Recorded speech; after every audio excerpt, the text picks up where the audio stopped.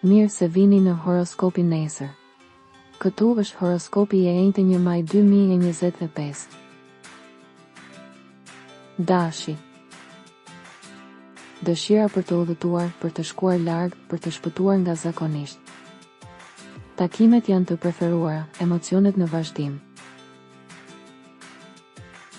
Demi. Preferohen marrëdhëniet e punës. Transformime në vazhdim, fitore të vogla në dashuri. Binjaket.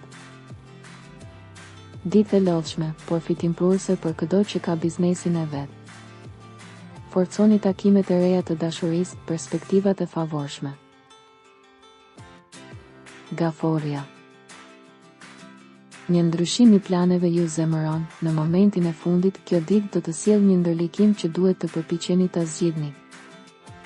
A ka ndonjë hije në dashuri, një gënjeshtër? Luani. Ju ndjeheni mirë dhe në formë sot. Dashuria mund të jetë protagoniste dhe ju vetë jeni më pak të dyshimt se në të kaluarën. Virgjëresha.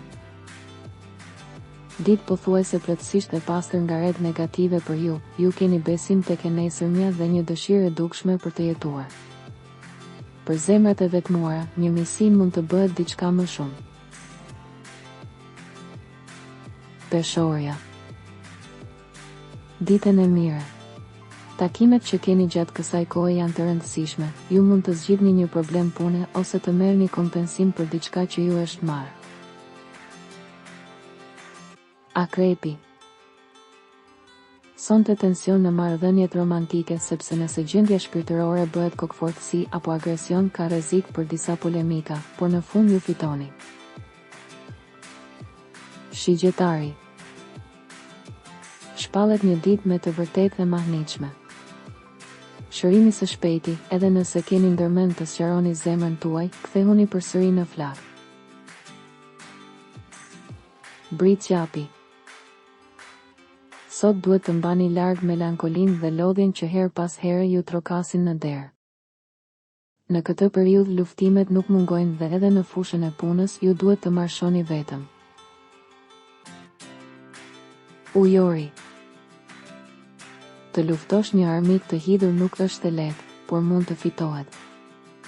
Një angazhim i punës duket më i rëndësishëm dhe ata që bashkëpunojnë me anëtarët duhet të ndërtojnë diçka të mrekullueshme dhe do të kenë shumë mbështetje. Peshqit.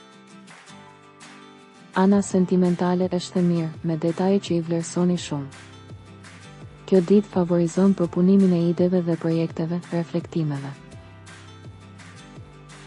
Regjistrohuni në kanalin dhe aktivizoni njoftimet për të marrë horoskopin tuaj çdo ditë. Shihemi nesër.